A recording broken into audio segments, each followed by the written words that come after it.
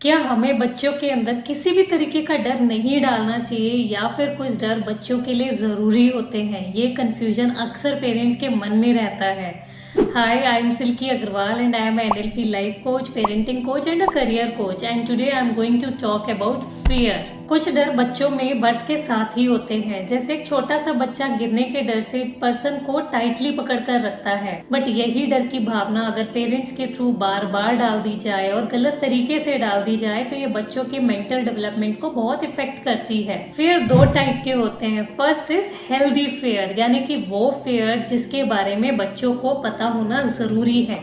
And the second is toxic fair, यानी कि वो फेयर जो बच्चों के लिए अच्छे नहीं है और पेरेंट्स को बच्चों से हमेशा उन फेयर को दूर रखना चाहिए। अगर तुम खाना नहीं खाओगे तो तुम बीमार हो जाओगे और डॉक्टर अंकल तुम्हें एक मोटा सा इंजेक्शन लगाएंगे। अगर तुम अच्छे से बिहेव नहीं करोगे तो तुम्हें पुलिस पकड़ कर ले जाएगी।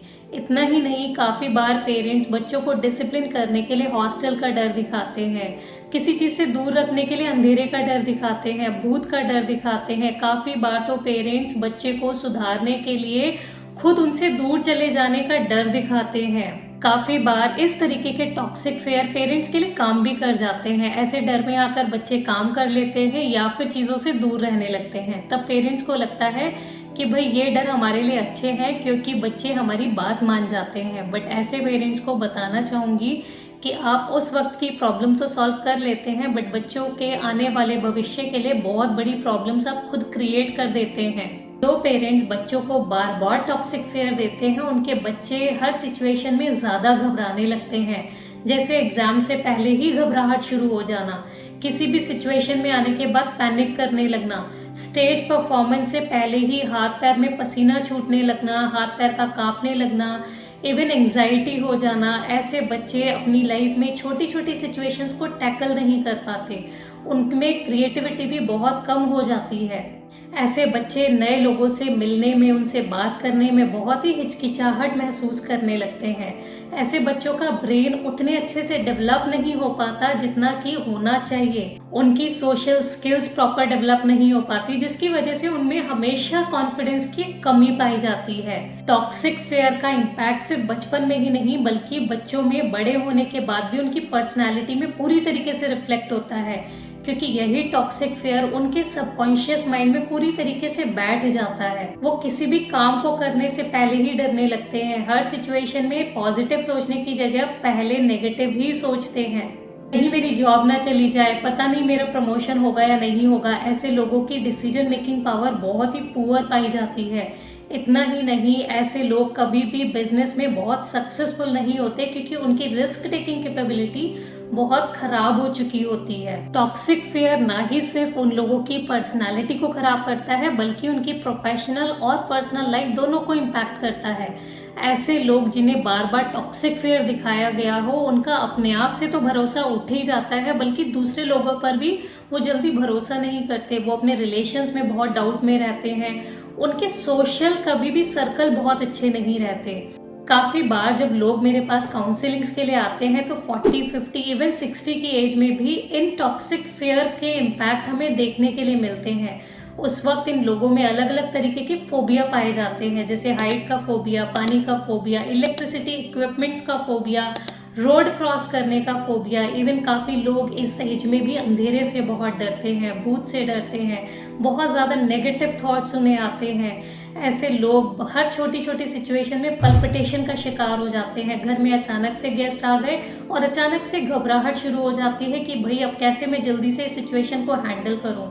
ऐसे लोग काफ़ी बार ट्रैफिक में पल्पिटेशन को फेयर फील करते हैं। कहीं घर से बाहर निकल रहे हैं तो बहुत ज़्यादा उन्हें घबराहट हो जाएगी कि कहीं मैं लेट ना हो जाऊं। इसलिए पेरेंट्स को बच्चों को डिसिप्लिन करने के लिए इस तरीके के टॉक्सिक फेयर को देने से बिल्कुल बचना चाहिए। अब मैं बात करूंगी हेल्दी फेयर के बारे में। ये वो फेयर हैं जिसके बारे में पेरेंट्स को बच्चों को ज़रूर बताना चाहिए, क्योंकि ये फेयर बच्चों की सेफ्टी और सिक्योरिटी के लिए उन्हें बताने बहुत ही ज़रूरी होते हैं। फॉर एग्जाम्पल, छोटे बच्चे को स्विच बोर्ड या फिर किसी भी इलेक्ट्रॉनिक इक्विपमेंट से होने वाले खतरे को बताना, या फिर किसी भी शार्प ऑब्जेक्ट से क्या उन्हें खतरा हो सकता है उसके बारे में बताना, पानी में बिना असिस्टेंस के जाना या फिर किसी अनजान पर्सन से होने वाले खतरे के बारे में उन्हें नॉलेज देना, ये सभी फेयर एक हेल्दी फेयर होते हैं। किसी भी चीज़ के कॉन्सिक्वेंसेस को बताना भी हेल्दी फेयर है। फॉर एग्जाम्पल, बच्चा नहीं पढ़ता है और अगर आप उसे ये बता रहे हैं कि अगर वो नहीं पढ़ेगा तो उससे उसको क्या नुकसान होंगे, यानी कि हम उसे उस नुकसान का डर दिखा रहे हैं, ये भी एक हेल्दी फेयर है। या बच्चा बहुत झूठ बोलता है, फ्रेंड से झगड़ा करता है, या कोई भी ऐसा काम करता है जो उसे नहीं करना चाहिए, तो उसके कॉन्सिक्वेंसेस को बताना भी एक हेल्दी फेयर है। बट काफी बार पेरेंट्स हेल्दी फेयर को भी टॉक्सिक फेयर के साथ मर्ज कर देते हैं। इतने हैवी स्टेटमेंट्स वो देते हैं कि वो हेल्दी फेयर भी टॉक्सिक बन जाते हैं। फॉर एग्जाम्पल, बच्चा पढ़ाई नहीं कर रहा है तो उसके कॉन्सिक्वेंसेस के साथ इतने हैवी स्टेटमेंट्स का यूज करना, जैसे कि अगर तुम नहीं पढ़ोगे तो तुम देखो जरा इन काम वाली आंटी की तरह तुम बन जाओगे, फिर तुम्हारे पास कभी पैसा नहीं आएगा, कभी तुम्हारे पास ऐशो आराम नहीं आएंगे, उस वक्त तुमको मेरी बात ये याद आएगी। तो ये सभी स्टेटमेंट जो बहुत ही इमोशंस को डैमेज करने वाले होते हैं, ये सभी इमोशंस टॉक्सिक फेयर का पार्ट होते हैं। इसलिए हमें ध्यान रखना है कि कभी भी हम हेल्दी फेयर के साथ टॉक्सिक फेयर को मिक्स ना करें। आई होप कि आप सभी लोगों को अब ये बहुत अच्छे से समझ में आ गया होगा कि कौन से फेयर हमें बच्चों को देने चाहिए और कौन से फेयर को हमें बच्चों से दूर रखना चाहिए।